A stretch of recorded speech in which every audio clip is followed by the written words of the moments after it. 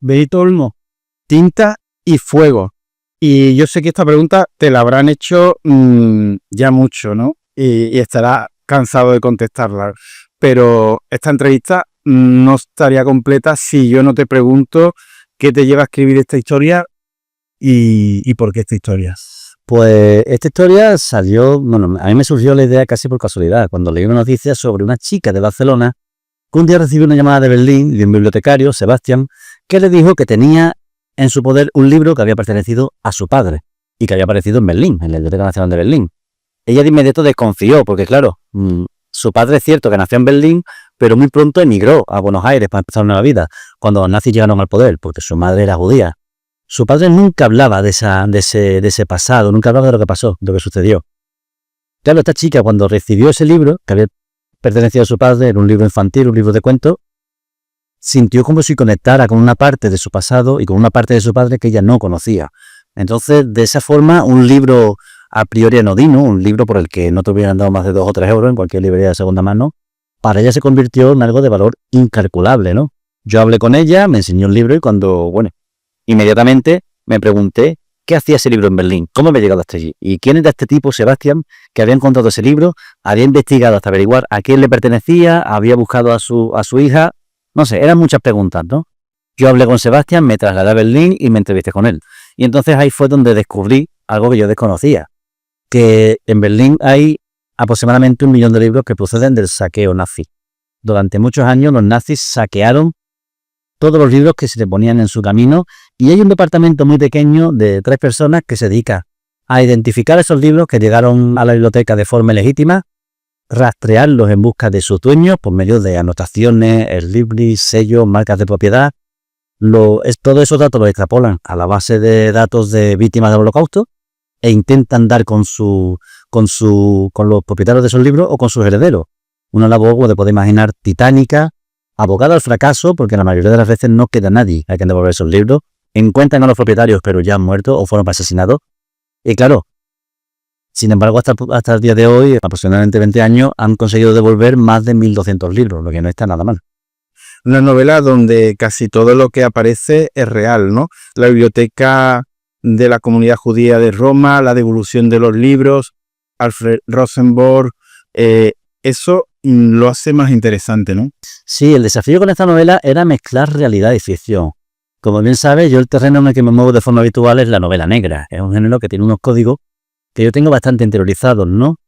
Claro, cuando yo tuve constancia de esta historia, yo me di cuenta de que necesitaba contarla de una forma diferente. Esto no podía ser una novela negra como tal. Esto requería un trabajo de documentación más exhaustivo y una forma de escribirla que rozara más, lindara más con el thriller, con la novela de aventuras, ¿no? Y en este sentido, bueno, me senté a escribir esta historia con mucha ilusión y conforme iba descubriendo cosas, me iba interesando más todavía el tema.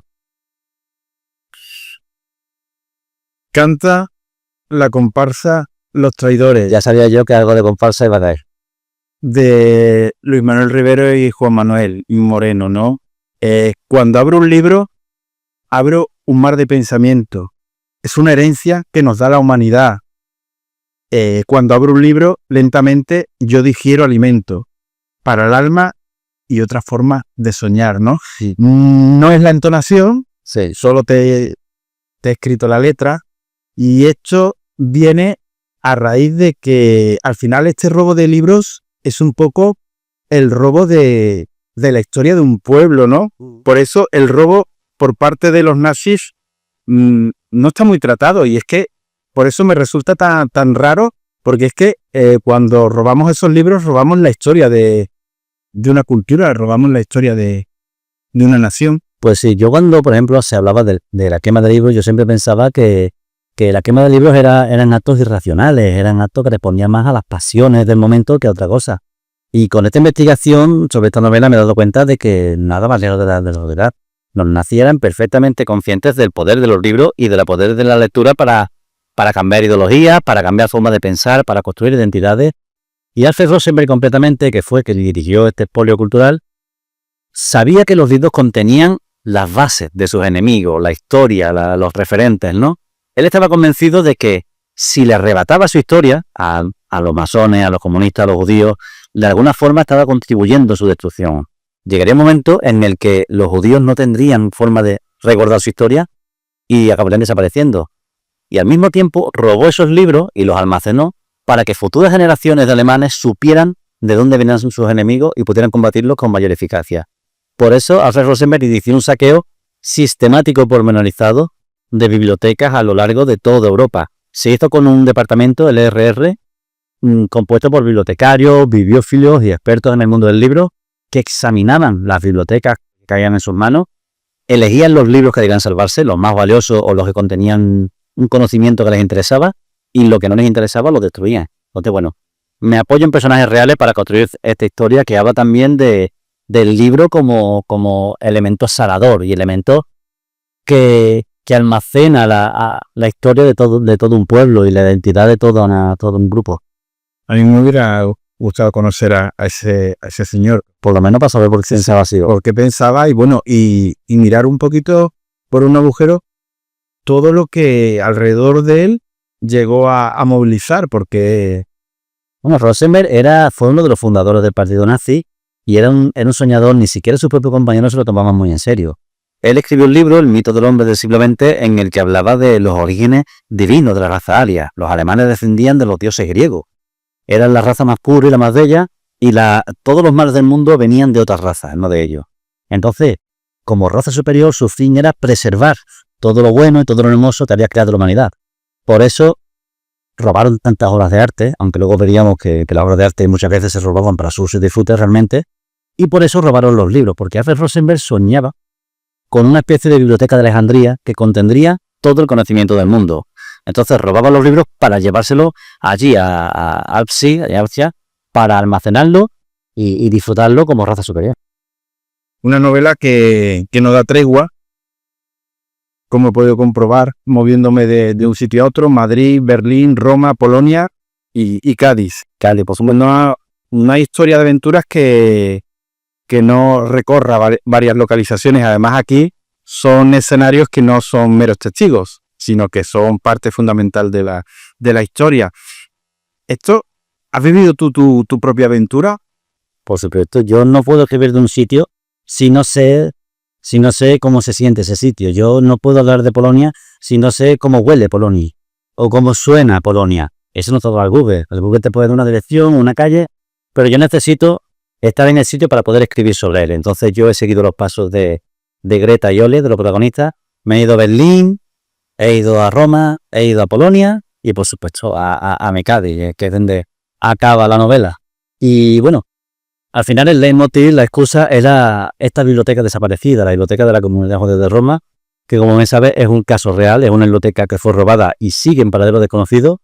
Una biblioteca de más de 7.000 libros, la mayoría muy valiosos, y a mí la existencia de un tesoro escondido de una biblioteca desaparecida tan valiosa, a mí me retrotrae a la aventura de Tintín o incluso a las películas de Indiana Jones, ¿no?, que busca reliquias por medio mundo. Y por eso armé esta historia como si fuera una novela de aventura más que una novela negra. Quizás suena agotador, tu trabajo más duro. Sin duda, sin duda. Es el trabajo en que más me he tenido que documentar, me he arremangado, me he ido atalfando. No quería empezar a escribir hasta que tuviera toda la documentación, porque he querido ser muy exhaustivo. Y bueno, cuando tuve ya toda la documentación y visité todos los sitios, me senté, empecé a escribir. El gran problema fue que cuanto más ahondaba en este asunto, cuanto más cosas descubría, más misterios me asolaban y más ganas tenía de escribir. De hecho, los primeros borradores tenían muchísimas páginas más porque había muchísima información que a mí me parecía importante y que luego tuve que sacrificar en pos de la trama, porque al final Tinta y Fuego es una novela de aventura, es ficción y yo necesito entretener, divertir y no contar todo lo que se podría contarme. Claro, y bueno, y habrá preguntas que se tienen que quedar sin responder y luego hay en respuesta. Y a lo mejor en futuras novelas abordo, pero de momento lo que tengo es esto y un pequeño apéndice al final donde cuento varias historias que se han quedado por el camino. Este es un libro que debería, en mi opinión, leer todo amante de los libros. Eso lo digo yo. Pero los motivos que da el autor. Bueno, yo concibí esta historia como un canto de amor a los libros, la palabra escrita. Mi intención es que cualquier lector habitual pueda leer la novela, que le guste, que no, pero el que ama los libros, el que ama la palabra escrita y especialmente el libro en papel, se va a encontrar una historia con mucha referencia, con muchos guiños literarios, con muchos detalles que solo los lectores conocemos. esa vida subterránea de los libros, ese ordenar tu biblioteca y que nunca está ordenada del todo. Siempre echa una mirada y dices, ¿qué hace ese libro ahí? O esta vida secreta de los libros, ¿no? Como se llama. Tú te dejas un libro en un escalón y te puedo asegurar, tú lo sabes, técnica, yo una semana más tarde, en vez de un libro de 5 o 6. O sea, ¿cómo llegan ahí? Es esa corriente subterránea que gobierna la vida de los libros. Es muy divertido de ver, muy complicado de tratar con los libros en las mudanzas, pero a los que nos gustan los libros es maravilloso. Entonces, pues yo quiero que los amantes de los libros disfruten con esta novela, pero que lo van a hacer. Bruto. Hay un detalle que me ha llamado mucho la atención y me he parado a pensar en ellos, que son esos bibliotecarios que dieron la vida por los libros, ¿no? Es algo más que el propio acto, ¿no? Sí, porque realmente yo no creo que ningún libro valga más que una vida. Una vida está por encima de cualquier cosa, ¿no? Y sin embargo, hubo héroes. A ver, allí donde llegaban los nazis para saquear libros, había bibliotecarios que ponían su vida en peligro para salvar los libros. Pero es increíble. Pasó con el caso de Rosina Solani, la directora de la Biblioteca de la Comunidad de Roma. Ella describe en un diario, perfectamente el momento en el que un oficial nazi llegó a la Biblioteca de la Comunidad de Roma. Te lo cito de memoria, ¿vale? El oficial llegó y examinó la colección. Su interés iba cambiando como si conociera el valor de cada ejemplar. Deslizaba los libros sobre los lomos de los libros como si acariciara un fino bordado. Los libros bajo sus manos parecían gritar como si estuvieran siendo sometidos a una cruel tortura. Cuando terminó, se volvió y me dijo, mañana vendrá por los libros. Si falta solamente uno de ellos, lo pagarás con tu vida. Esto es real, esto lo escribió esta chica que fue testigo de saqueo nazi y era directora de la biblioteca. ¿Qué hizo? Pues esa noche, con otro grupo de bibliotecarios, se coló en la biblioteca, sacó todos los libros que pudo y se los llevó a una iglesia cercana para salvarlo. Y de esa forma pudo preservar algunos inculables, algunos libros muy valiosos, poniendo en juego su vida. Y yo pienso, ¿qué te pasa por la cabeza cuando, claro, yo no arriesgaría mi vida por un libro? Mi vida vale mucho más que un libro. Pero pienso en esta bibliotecaria y en sus compañeros, que les han invadido el país, han perdido su hogar, seguramente hayan muerto amigos y familiares en ese proceso. Y que en ese momento justo digan, los libros no, o todos los libros no, y arriesguen su vida por salvar esos libros. A mí me pareció maravilloso que existan esos héroes, y claro, en esta novela también les doy constancia de ese valor, ¿no? De ese arrojo. Que se lo digan a Caballerona. Ruiz Zafón, muy presente. ¿Homenaje u otro motivo más personal?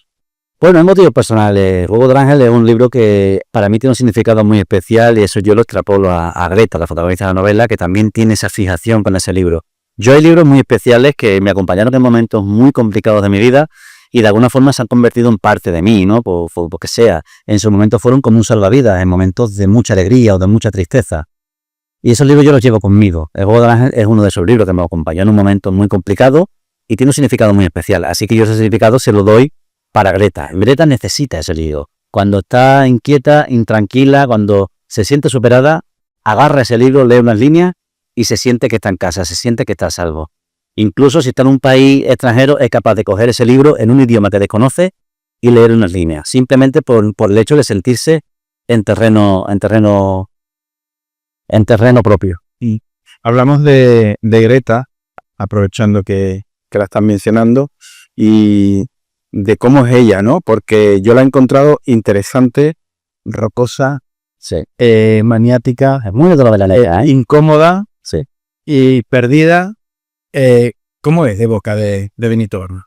Pues yo creo que es un personaje incómodo, un personaje muy de novela negra, muy canónico.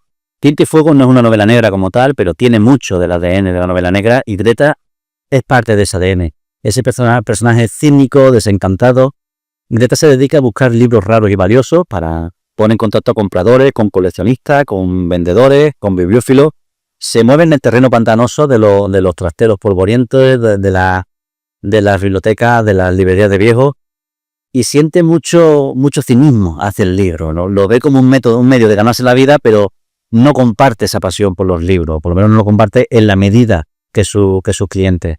Entonces, claro, en el momento de que empieza la novela, Greta está en hora faja, ha sido acusada de una negligencia, de perder o sustraer un ejemplar, y bueno, recibe un encargo que es una forma de congraciarse con el mundo bibliófilo, encontrar una biblioteca que fue robada durante la Segunda Guerra Mundial. Entonces es otra novela que bebe de unos hechos reales, pero que yo me llevo al terreno de la aventura y narro pues una sección completa. Tiene mucho mérito porque coloca de protagonista a una buscadora de libros que espero que realmente siente una pasión por los libros, pero no hasta el radicalismo más extremo. Exactamente, si ya ves, lo ve con distancia, no termina de entender las pulsiones de unos y otros, porque al final la bibliofilia, lo que yo pensaba de la bibliofilia que tenía más que ver con el amor por los libros y el amor por la lectura, y realmente la bibliofilia es una forma de coleccionismo que responde más a las fusiones que mueven a unos y a otros que un verdadero amor por la palabra escrita, ¿no? Entonces, bueno, ella encara ese coleccionismo como un método de granero. Sabe que un libro encuadernado en piel de becerro tiene más valor que uno encuadernado en autotá. Sabe que un centímetro más de margen puede hacer oscilar el precio, a favor o en contra. Conoce muchos detalles, venera el libro como objeto, pero no le rinde esa pleitesía de los coleccionistas, sino que tiene ese desapego que necesita para poder encarar su oficio con efectividad. Porque no olvidemos que coleccionar libros no significa que los leas. Para nada, de hecho tengo amigos que coleccionan libros en latín y no han hablado latín en su vida. Tengo amigos que coleccionan libros in tonsors, que como sabes son estos libros que tienen el pliego todavía y si no se cortan no se pueden abrir y los tienen intactos porque no quieren leerlos, quieren simplemente tener ese objeto. Y tengo amigos que han pagado sumas desorbitadas por libros que me lo han enseñado y dicho, tío, veo, si estás en paro, ¿qué haces pagando esta burrada? Pero necesitan esos libros y los necesitan no porque lo vaya a leer, sino porque por ese afán de coleccionismo. Y luego está este aspecto de que una biblioteca coleccionista nunca tiene su colección completa. Siempre falta uno, siempre hay un ejemplar mejor, siempre hay un tipo en Chile que tiene un libro que me encantaría tener, a ver si hablo con él. Siempre está ese afán de un poquito más, ¿no? Y hay un personaje en la novela que es Estratos, que aparece en la primera página, que es ese coleccionista. El coleccionista capaz de hacer actos terribles con tal de conseguir unos libros muy completos. Aparece y desaparece, pero es peligroso. Sí, es peligroso también. Ahí también va el ADN de la novela negra. Es un tipo, como digo, capaz de lo peor por tal de conseguir unos libros muy completos que cree que le pertenecen por derecho propio, se cree con más derecho que nadie y si tiene que matar, si tiene que asesinar y si tiene que quemar una biblioteca lo va a hacer con tal de conseguir esos libros. Entonces, ese es Estratos, que es el antagonista. Y la búsqueda de esa biblioteca desaparecida va a desembocar en la búsqueda de Estratos al final. ¿Y esta aventura qué ha obrado en Benito Hornos? ¿Te ha contaminado del espíritu de los cazadores de libros? ¿Has llegado a entenderlos? Porque no creas, pero la novela te hace pensar en todo ese mundo del coleccionismo, lo que significan los libros y la pasión que pueden conllevar. Me ha hecho pensar mucho, sobre todo me ha hecho aprender mucho sobre este saqueo de libros y sobre la importancia y el poder de los libros, el poder sanador, el poder legitimador de los libros para legitimar ciertas conductas, para desmontar ciertas ideologías y al final, claro, un libro vale lo que alguien está dispuesto a pagar por él, ni más ni menos. Hay libros que para mí significan mucho, yo soy incapaz de desprenderme de ellos y para ti sería pues un libro más, ni más ni menos. Entonces pues es bonito que cada uno tengamos nuestros fetiches, nuestras historias y nuestra propia biblioteca que al final forma parte de nosotros. Y para finalizar, estamos ante una época cruel y de grandes despropósitos como fue la Segunda Guerra Mundial, ¿no? Y el saqueo nazi. Pero tú que provienes de la novela negra y de historias más contemporáneas, aunque esta es una historia contemporánea, pero bebe mucho de un misterio y de un hecho del pasado, ¿no? Sí. ¿Qué has visto? Da juego los nazis y da juego la historia, ¿no?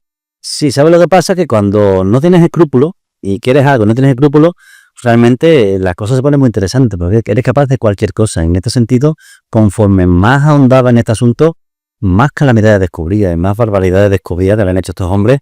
Entonces, claro, he descubierto otros misterios, he descubierto, igual que en la biblioteca de la comunidad judía, he descubierto otros tesoros que están por encontrar, un mercado negro de obras de arte y de libros robados que también está en funcionamiento. Y claro, todo eso da pie a escribir nuevas novelas. Seguramente en el futuro aborde nuevas novelas de aventura, también con la Segunda Guerra Mundial como telón de fondo, porque como digo, es un terreno que aunque se ha hablado mucho, todavía quedan muchas cosas. De hecho, este poco Carla Montero ha publicado una novela sobre un robo de vino que llevaron a cabo los nazis. Entonces, hay tantas cosas sobre lo que escribí, hicieron tantas barbaridades que al final, para los que escribimos novelas, sobre todo novela negra, es un terreno de cultivo muy fértil. Y lo bonito que es pensar que uno es, dentro de, está todo inventado, pero que es en cierto modo original, ¿no? Sí, de hecho, lo sorprendente es que no haya más libros escritos sobre el robo de libros. Hay un libro que se llama Los ladrones de libros de Anders Riedel.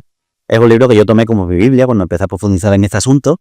Ahí viene todo perfectamente detallado, de hecho salen los agradecimientos, pero no hay más literatura ni se le da mucho bombo.